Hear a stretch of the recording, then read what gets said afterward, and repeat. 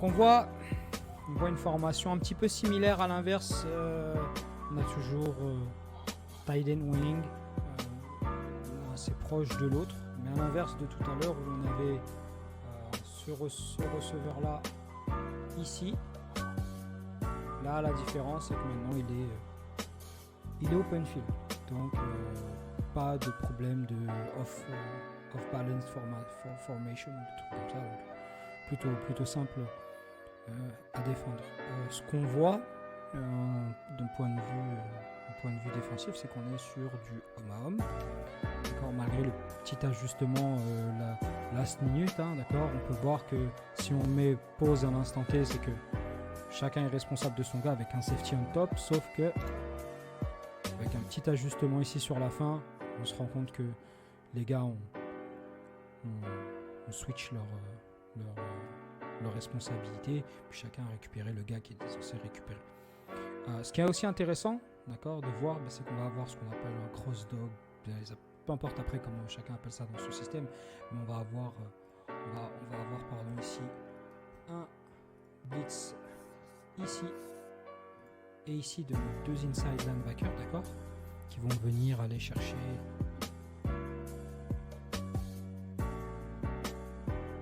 inside, d'accord, avec un petit délai. On veut aller chercher le pic sur le centre de la part du numéro 30 pour avoir le numéro 7 qui lui puisse faire le tour et venir chercher le jeu. Donc c'est un bon pick-up de la ligne à ce niveau-là, d'accord. On a bien répondu à la pression envoyée par le flash. Aussi un an intéressant, c'est cette espèce de poule ici, ce joueur-là. Il faudrait juste que j'arrive à voir comme c'est le 51 ou 54, j'ai du mal à voir, ou 54, ouais, qui lui va venir décrocher sur l'extérieur.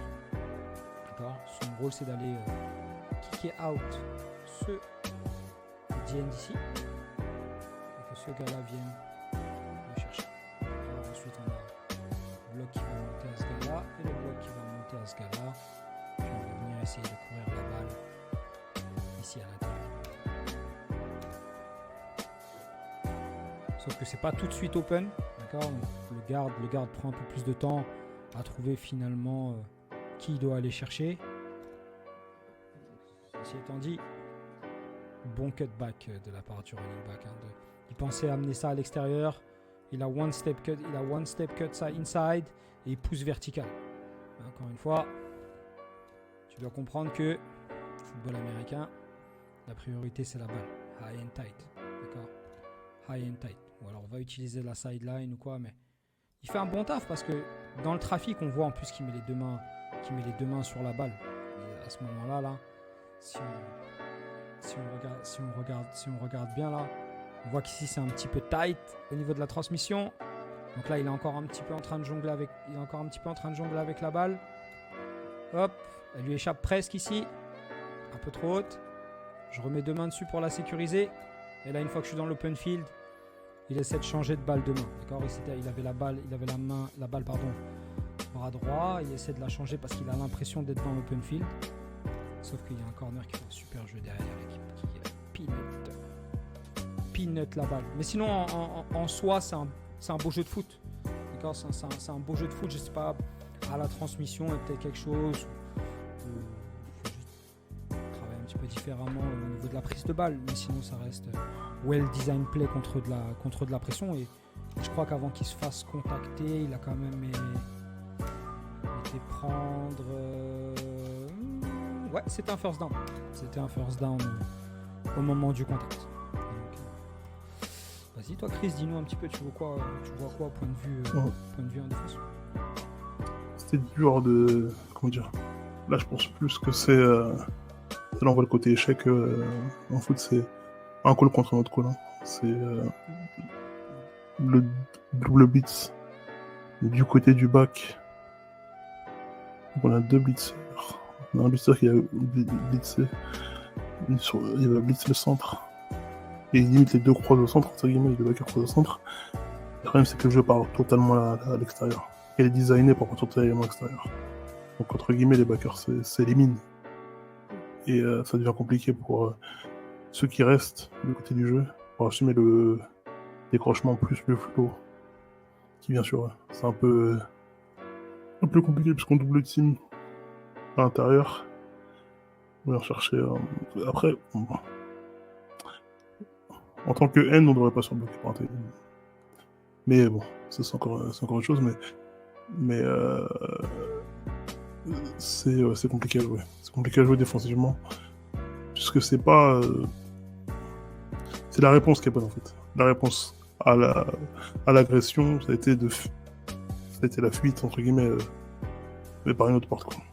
Les gens qui sont rentrés par une porte et ils sont sortis par une autre porte. Donc c'est compliqué de...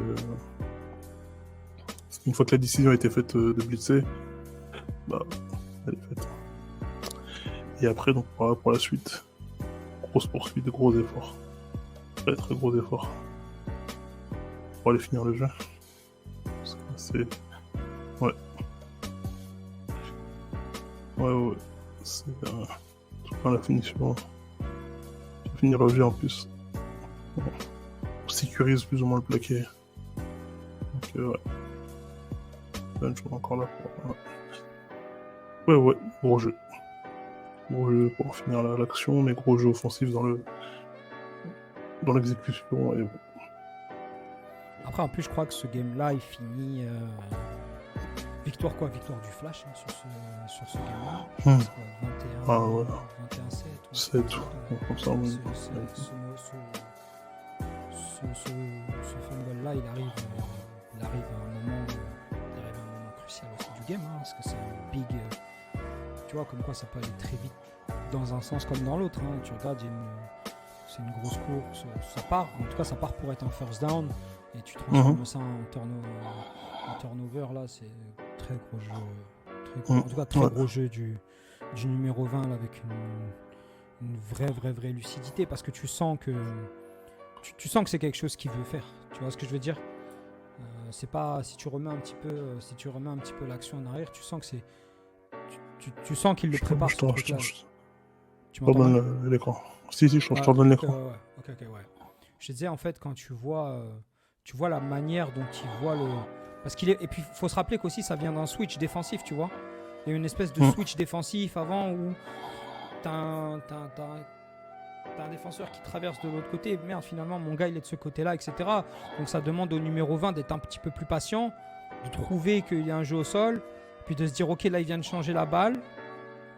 Hop, il vient de changer la balle de main, et d'arriver ici avec le Charles Tillman et de boum, vraiment puncher la balle.